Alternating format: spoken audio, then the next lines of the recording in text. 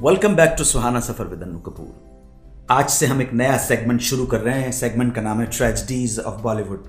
इस सेगमेंट में हम बात करेंगे फिल्म इंडस्ट्री के उन लोगों की जिनकी मौत की वजह कोई हादसा, एक्सीडेंट, मर्डर या सुसाइड रहा। सबसे पहले बात म्यूजिक इंडस्ट्री के बादशाह कहे जाने वाले टी सीरीज के मालिक गुलशन कुमार के मर्डर की।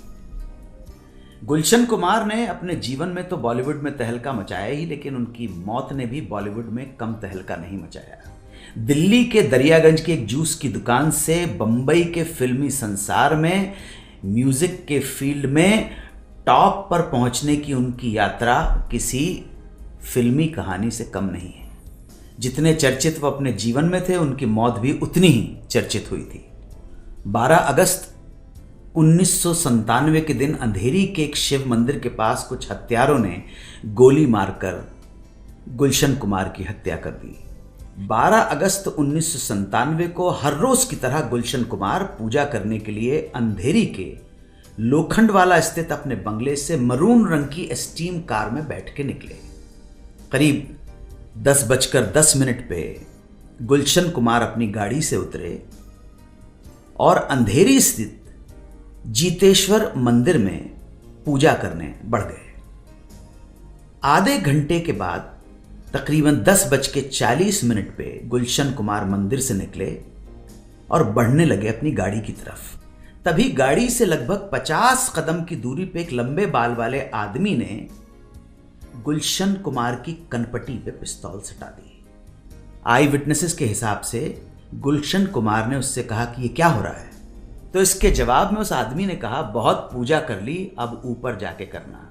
और ऐसा कह के उसने 9mm पिस्टल से गोली चला दी। गुलशन कुमार जमीन पे गिर पड़े। फिर उस हत्यारे के 2 और साथियों ने भी गुलशन कुमार पे गोलियां चलाई। घायल गुलशन पास की एक चौल की तरफ मदद के लिए बढ़े, लेकिन डरे सहमे भयभीत लोगों ने अपने अपने घर के दरवाजे बंद कर लिए। कोई सहारा न मिलता देख गुलशन कुमार पास के कॉमन बाथरूम के अंदर जाने के लिए बढ़े, लड़खड़ाते हुए किसी तरह पहुंच जाऊं, एक शेल्टर मिल जाए। इसी जद्दोजहद में उनकी सांसों ने साथ छोड़ दिया। गुलशन वहीं गिर पड़े।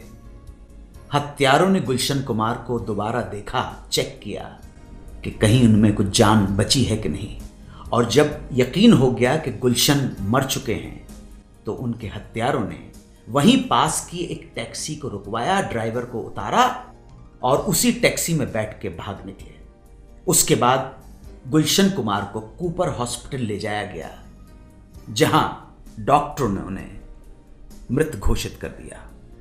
इस हत्या की सही वजह का आज तक पता नहीं चल पाया। कहा जाता है कि कुछ लोग उनसे 10 करोड़ रुपए प्रोटेक्शन मनी के तौर पर मांग रहे थे, जिसे ना देने के कारण गुलशन कुमार की हत्या कर दी गई।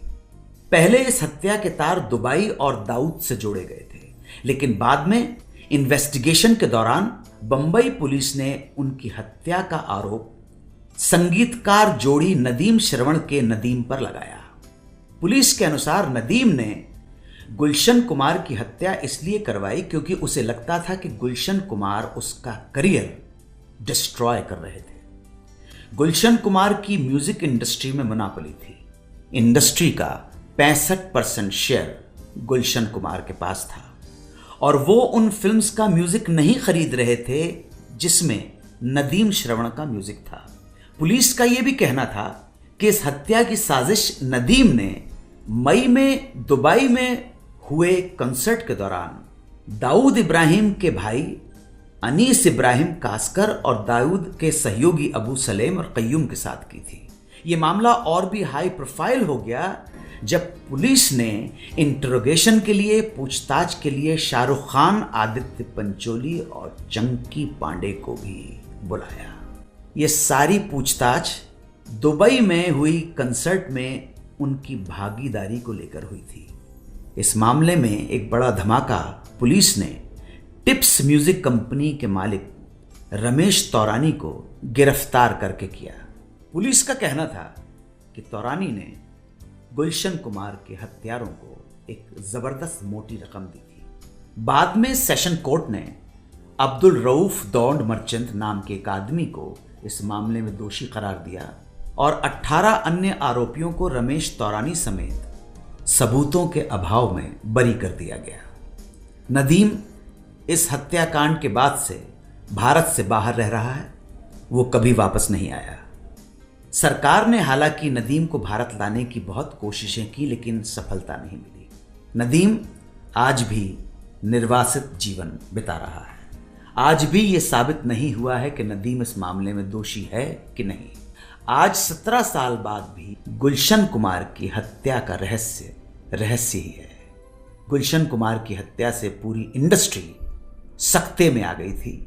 ये हत्याकांड बॉलीवुड के लिए एक बहुत बड़ी ट्रेजेडी। अमिताभ बच्चन और जया बच्चन की शादी, अमिताभ और जया के पिता के बीच एक ऐसी गलत फहमी हो गई और दोनों जब तक जिंदा रहे तब तक उस गलत फहमी को क्लियर नहीं कर पाए। ये कहानी बस थोड़ी देर में आप सुनते रहें सुहाना सफर विद अन्नू कपूर, सिर्फ 92.7 बिग एफएम पर। आप सुन रहे हैं रेडियो का number 1 show Suhana Safar with Annu Kapoor.